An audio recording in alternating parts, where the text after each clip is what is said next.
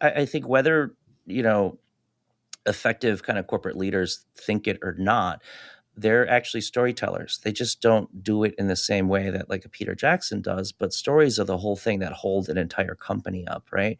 Without the story, it's over. Welcome to the Spoon Podcast, where we talk to the builders and makers on the front lines of the food tech revolution. I'm your host, Michael Wolf. Do you ever wonder what the future of food looks like? Well, I have the perfect guest for you on today's podcast. Mike Lee, the guy behind The Future Market and the author of Mise, is my guest. And he's also the host of a new podcast on our podcast network, The Tomorrow Today Show. And so we talk about that. We talk about how Mike became a futurist and where he sees things going. So if you are curious about the future of food, if you want to become a futurist yourself, or you just want to hear about Mike's backstory, it's super interesting. I encourage you to listen to this episode. Have at it. Enjoy.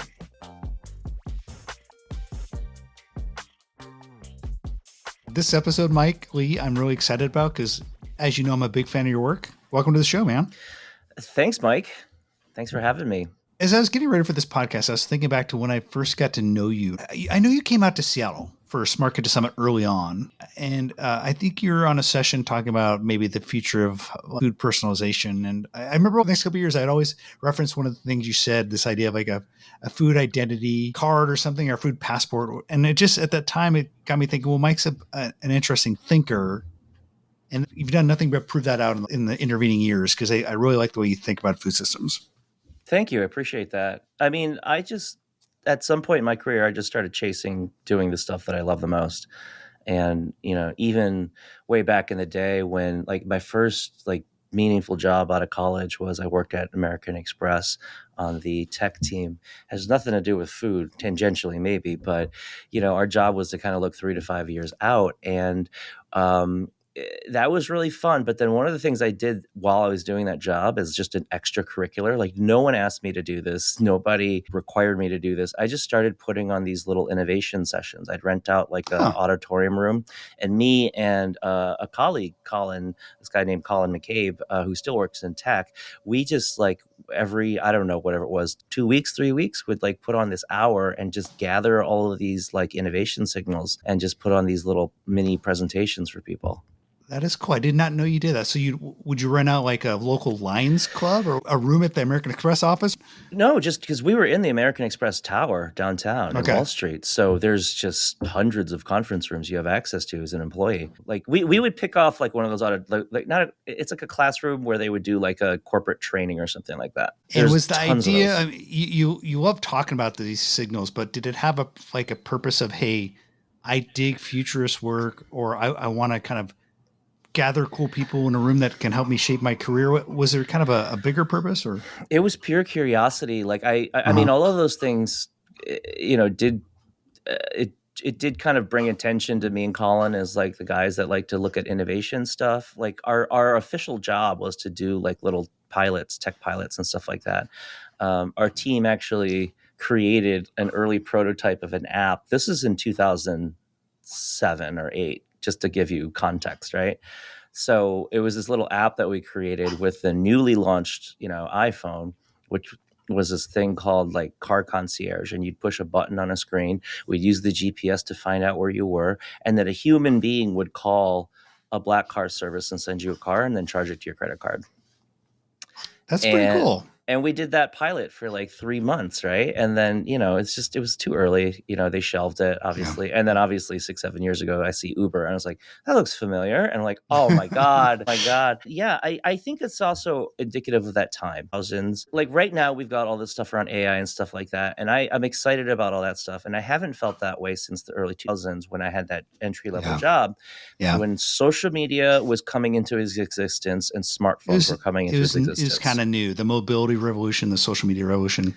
Yeah. It was so new. It's so interesting how like those first jobs or two out of college may shape the entire direction of the way your career goes. And that futurist, what you're doing there, I think really did shape it. When I got out of grad school, I went to grad school pretty quickly after undergrad, and I got a job working under the office of the CEO at a semiconductor distributor. And it's a Fortune 500 company. It was publicly traded. And so we were doing competitive intelligence and also like helping him, Roy Valley, prepare for Wall Street. Mm-hmm.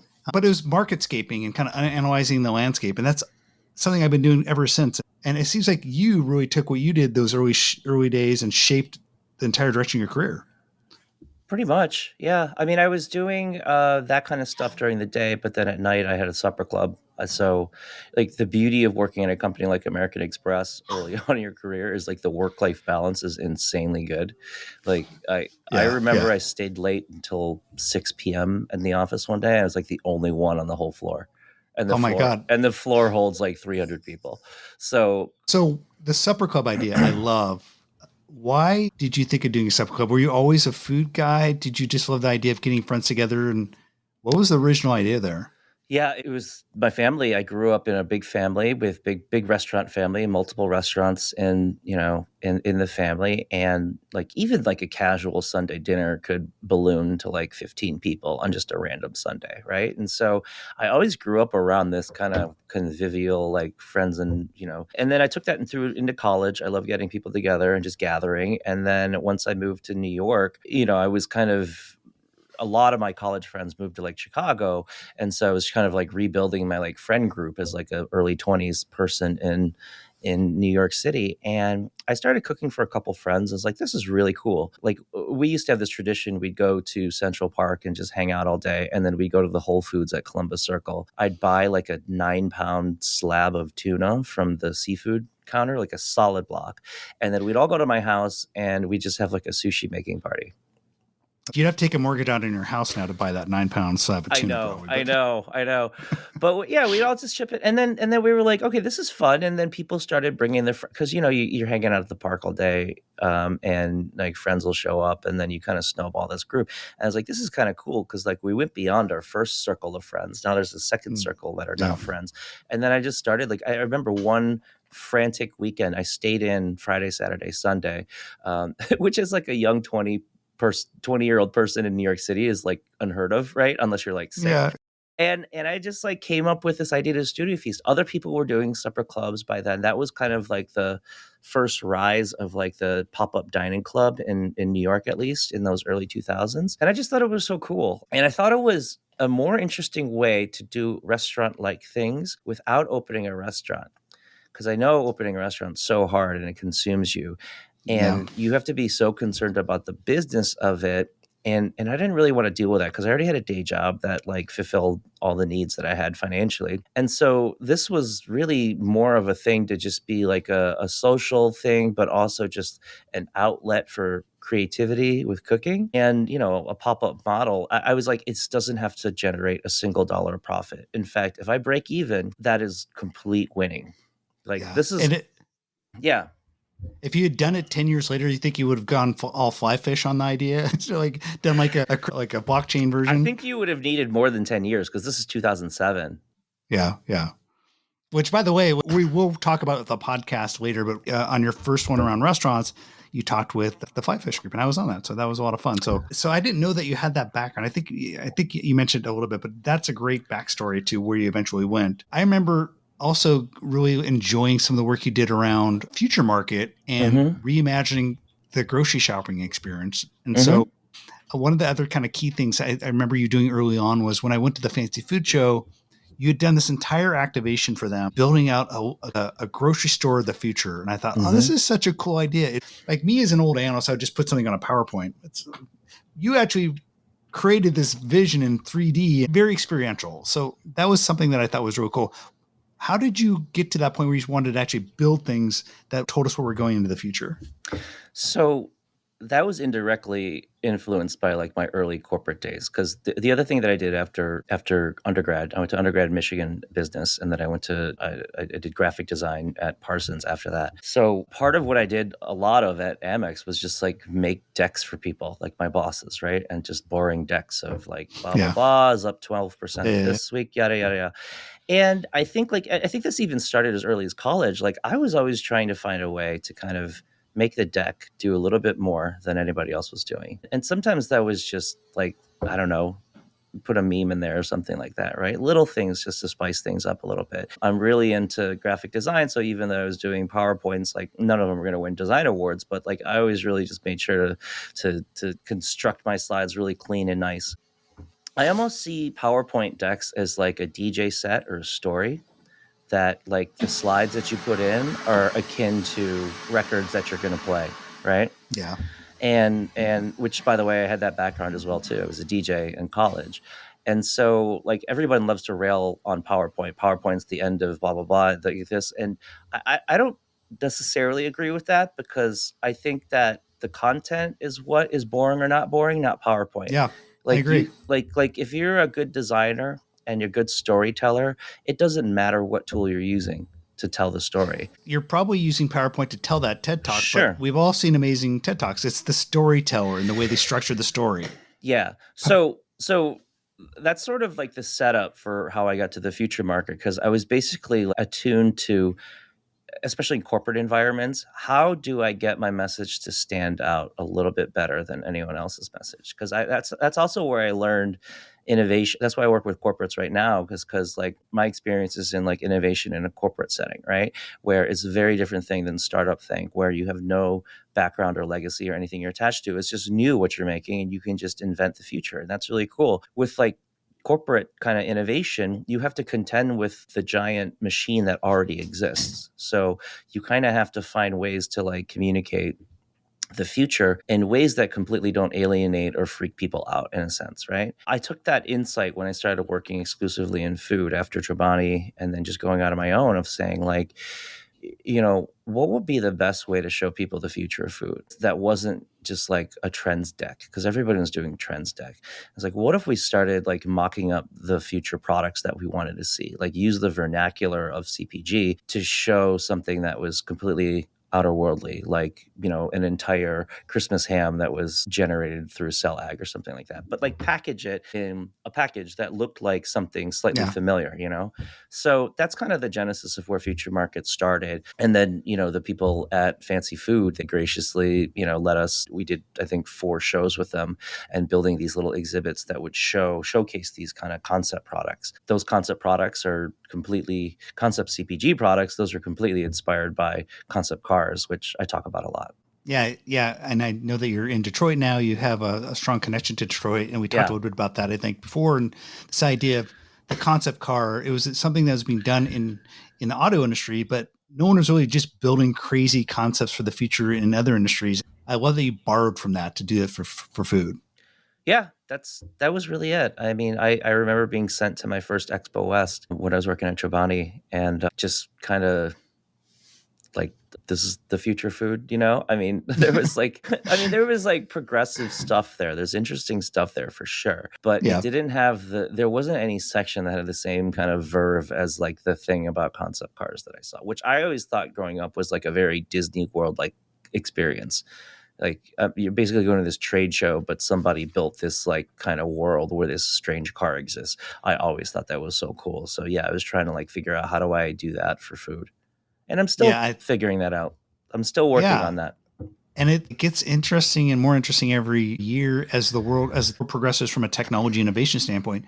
You have more tools to do it with. Mm-hmm. And I know that you're leveraging some of those tools now. For Mise, one of the things that I've loved about your book, we could talk about that a little bit, is this idea of creating what these might look like using AI. You're writing the entire story yourself, but you're using AI to create visualizations, which I found really impactful. And you did it in a sense like you created almost a magazine-like feel for it. So I like that you're leveraging these new tools, but just stepping back, what I really liked about your recent work over the last couple of years is the fact you're using storytelling, narrative storytelling, creating fiction to illustrate what the future looks like. And that was a really interesting and new approach that I had seen. You referenced before who you took influence from, but I really liked the way you were doing that.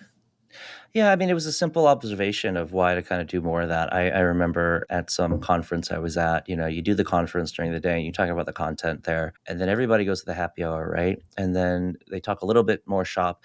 And then inevitably I found somehow like the conversation always came down to like, let's talk about last night's Game of Thrones episode or last night's Sopranos episode or whatever the big show was at the time. And this was sort of the rise of like prestige television.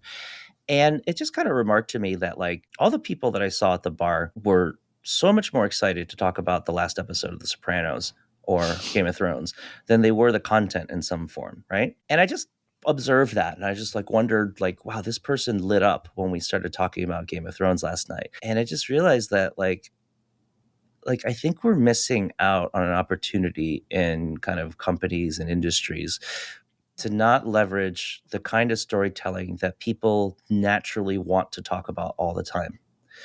And HBO's Silicon Valley really inspired me too, because that basically took a really just big industry and turned it into entertainment. But Yeah. it was also like, I know some people that work in Silicon Valley that they can't watch it because they're like, it's too real. Yeah. Well, as the creator of the Smart Kitchen Summit, when I saw the smart fridge hot dog, not hot dog, I go, oh, that's hitting pretty close to home, right? I mean, I think that's maybe the modern day signal that you've arrived, is that you get lampooned by something, right? Yeah. Do you remember in the beginning of the show when they rolled the credits, they had that little cartoon flyover of Silicon Valley? Yeah. And I remember the year after the Juicero story broke, Yeah. they had a little Juicero right there next to like Yeah. HP. I thought it was so funny. I mean, so like I love that stuff, and I think Mise, the magazine, is sort of like my response. It was very much inspired by Silicon Valley and HBO. How do I tell stories that are fictional, yes, but rooted in the real truth of how the industry works and what's happening in the industry? That's really a big inspiration for Mise. And if I did that, could I get people to talk about industry issues that are sometimes kind of dry? Could I get people in the industry to talk about those issues at cocktail parties in a way that was more animated, in a way that was more made them feel more excited, like it was talking about Game of Thrones, not just work, you know? So And I think you've done that. And I think it was at Google Food Lab when I first saw one of your presentations around that. And so not only do you have this really rich source material and like this great, by the way, I love physical media. I used to love getting magazines as a kid. And so it's such a treat to get a piece of physical media nowadays that is so well done because there's not that much left anymore, right? And so you put a lot of love into the creation of essentially what feels like a really great high gloss magazine in mhm. Mise. And then I saw you present it. So you have this rich source material you present it. And so it's just like you've created essentially what I think is a road show. You have this media, and then you could just go. And I imagine you're getting a lot of calls from food brands saying, hey, come and talk and tell the story and how all these new innovations are going to impact our future here at Company X. Yep. And so it was almost like a year ago that I gave that first presentation at Google Food Lab. It was almost a year ago when Mise Volume 1 launched. I think it was like April 27th or something like Yeah. that. And the kind of true business model of Mise is working with food clients to create custom versions for them, right? You know, and I've done that since then. You know, I've worked with a large food service client. I've worked with a huge flavors company, and it's basically like taking the style and approach of Mise and just adapting it and focusing it to just the issues that matter for the client, right? So that's a big message in Mise is like, you know, these topics that I'm writing, these are all independently written and researched by me based off of what I think is interesting. But I can totally like turn around and do like a mini Mise or a full Mise for a company client that's Mini worried Mise. about whatever. Yeah, mini Mise that just focuses and brings to life the stuff that worries them or gets them excited. What does that look like in the boardroom? I mean, I've done some consulting. I come from a little bit from that background. I mean, I can imagine like high end McKinsey's going into some of these big food brands as they're trying to figure out the future, restructure, maybe some of the maybe more specialist consultancies. I imagine this brand of future work in the boardroom maybe creates some really interesting reactions. Are they embracing it? Can you talk at a high level, not to name names, how people are reacting to this? They react really well to it because it doesn't feel like a McKinsey presentation, even though I might include a lot of content that McKinsey might talk about. I kind of couch it as like, all right, I'm here for story time, right?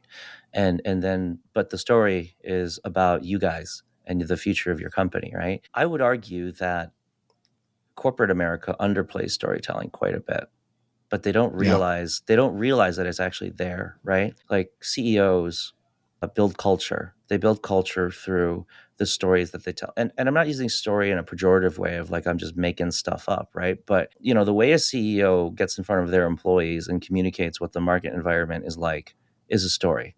Even if they're showing a lot of numbers saying like revenue's down 12%, you can't just say revenue's down 12%. You have to give some sort of commentary on why that's happening. And you have to do it in a way that rallies your troops to say, okay, how do we change revenue down from 10%, right? So whether I think whether, you know, effective kind of corporate leaders think it or not, they're actually storytellers. They just don't do it in the same way that like a Peter Jackson does, but stories are the whole thing that hold an entire company up, right?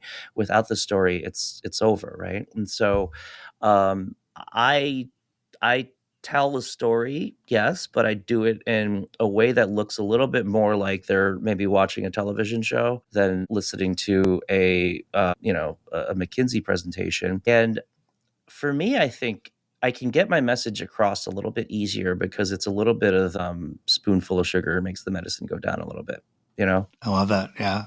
I could totally do a very PowerPoint like consultant style deck that represents all of the research in Mise, but that wouldn't be very fun. And there's already a lot of people that do that. There's a lot of people doing that. A lot of people doing that. I know that you have a background. You actually did improv. Does that kind of that experience doing that in kind of a improvisational theater influence how you like to tell stories for your 100, your futurist work? 100%. Yeah. It taught me a lot about story structure. Like I still watch a lot of stand-up comedy. I think stand-up comedy and improv have a lot to teach kind of people that work in corporate settings and things like that. The best stand-up comedians, they stress every single word and make sure the setup is clear, and then they have some premise, and then you escalate the premise, and then you kind of give resolve with a punchline, right?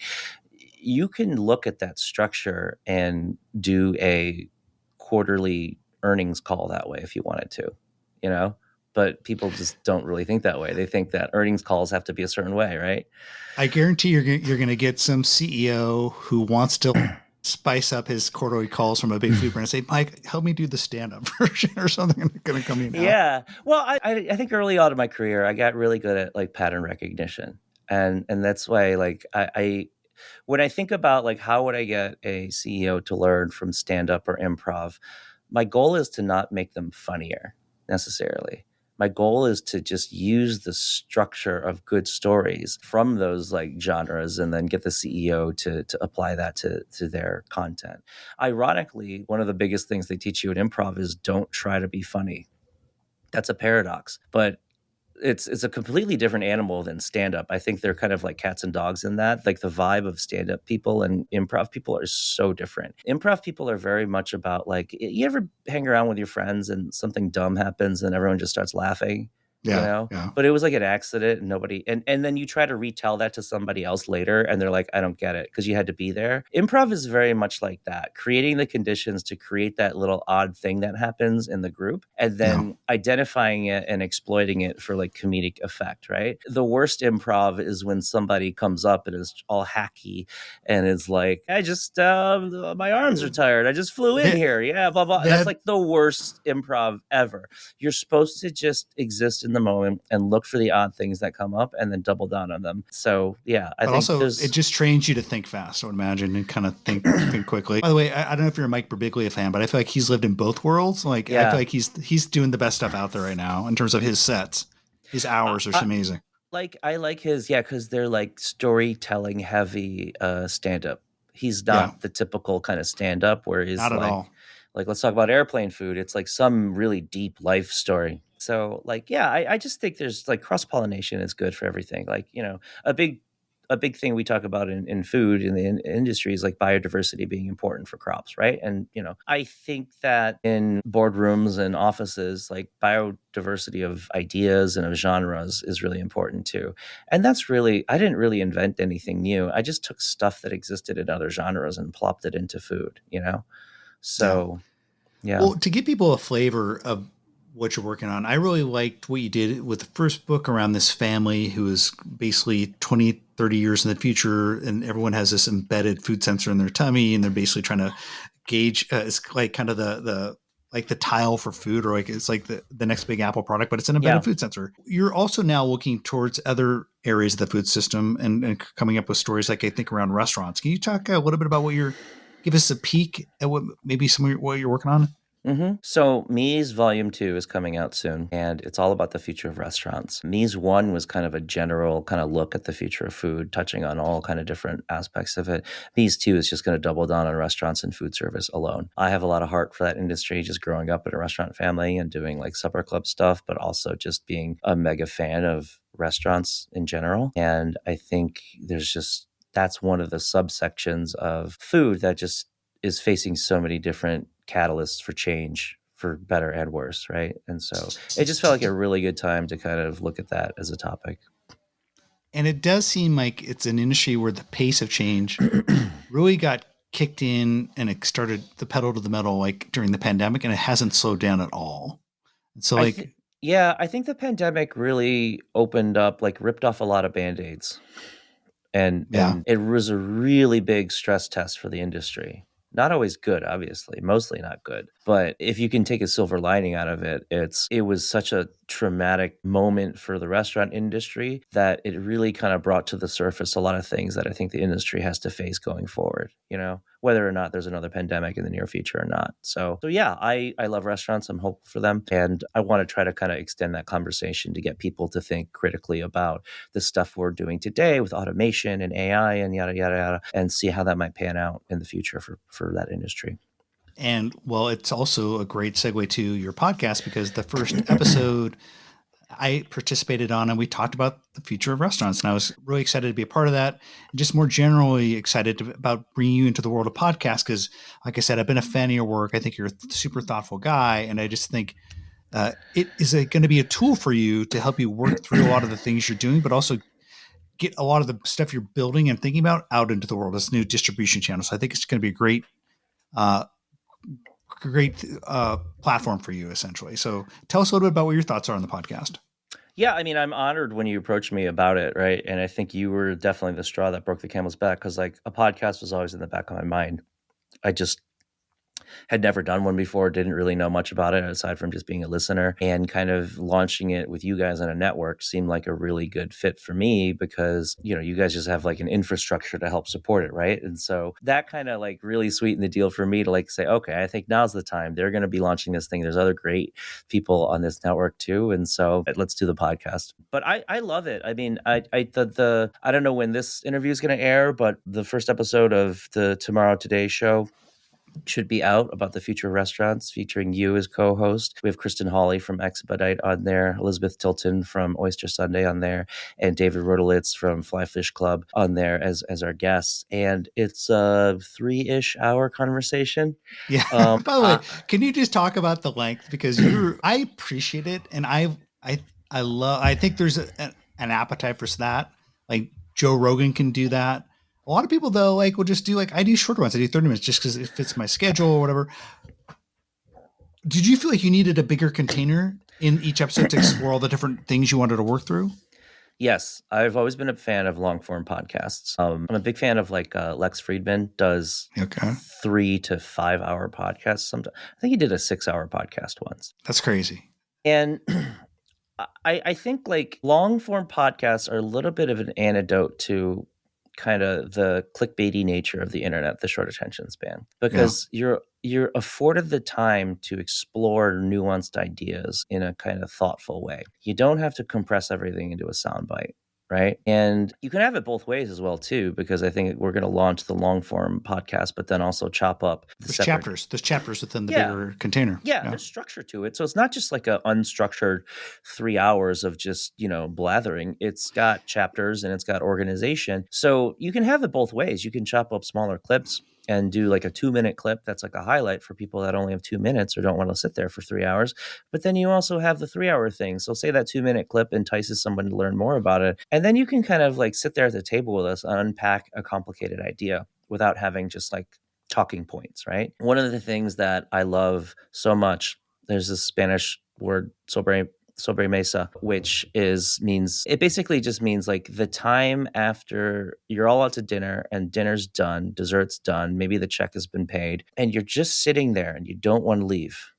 Or maybe it's happening at home and just the conversation's so good and, you order another bottle of wine and you order more appetizers and then more people show up and you just sit there for hours and hours and just chatting. I grew up that way with my family. I love that with my friends. I love having a 5-hour dinner where you're just sitting there and you kind of forget about time. So the podcast, in a way, we're not having dinner with people. It's not the same vibe, but it's just kind of We like, might, we maybe might, eventually. maybe We'll we take it on might. the. We'll take. Yeah, so like that was one of the most meaningful things I've had. Some of the most meaningful conversations I've had with groups of friends or, colleagues or something is like those long table chats after dinner.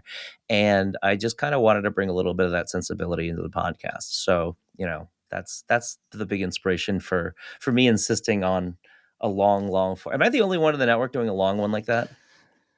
I mean, Eric Schulze does an hour. I'll do hours. I just, quite honestly, you have more podcast stamina than me. No, I love the idea of really unpacking a topic. So I love what you're doing. I think it's an awesome way to do it. So, but no, I think most people are doing shorter ones than you. Yeah. So once you listen to this, go and look for Mike Lee's Tomorrow Today Show. And by the way, great name. What was the inspiration for the name? I kind of wanted to make it feel like something that was like much more established than it actually was. Like that's it. I like simple names, honestly, too. It's catchy. It's catchy too. I like simple names because I think like with any name, like the content of what you do defines the name, not the name itself. Like KFC doesn't stand for Kentucky Fried Chicken anymore. It's just 3 letters. Same way, like, I mean, and so I don't think that it matters what it's called. People by now know what KFC is about. They serve fried chicken. And it's fast food fried chicken, right? You could name it Acme Fried Chicken or something like that. And I don't think most people would care. It's the same thing, right? And so, yeah, I don't know. I just like simple, catchy names. Like I look at some of the institutions of shows and things like that have been out there, like the Today Show, the Tonight Show, the Late Show, even John Oliver's Last Week Tonight. I kind of like, Saturday Night Live. Like in some respects, those are really boring names. Like they're just literally, oh, it's a show. When's it on? Today. Yeah. Cool. And so I don't know. I think also just the subject matter of it, it's about the future, but it's not just about the future in a fantasy sense. It's about how the future is being made today. And so it's maybe a little bit of a ripoff from the John Oliver Last Week Tonight show, because he's very literally we're talking about last week's news tonight. And I kind of went the other direction. I'm saying we're talking about tomorrow, but today. So that's the inspiration for it. Pretty simple. And people can find it on the various podcast platforms. And this has been a lot of fun, Mike. Thank you for joining me. Thank you for having me. Well, that was it. I hope you enjoyed it. I encourage you to go subscribe to Mike Lee's new show. Just look for the Tomorrow Today Show in Apple Podcasts, Spotify, or wherever you get your podcasts. I guarantee you won't be disappointed, particularly if you like to know about the future of restaurants, the future of protein, the future of all these different things. Mike will be diving deep. So go ahead, subscribe, rate, and review. Thanks, folks. We'll talk to you soon. If you enjoyed this episode, why not share it with a friend? And don't forget to give us a 5-star review. You'll find more content like this on thespoon.tech/podcasts.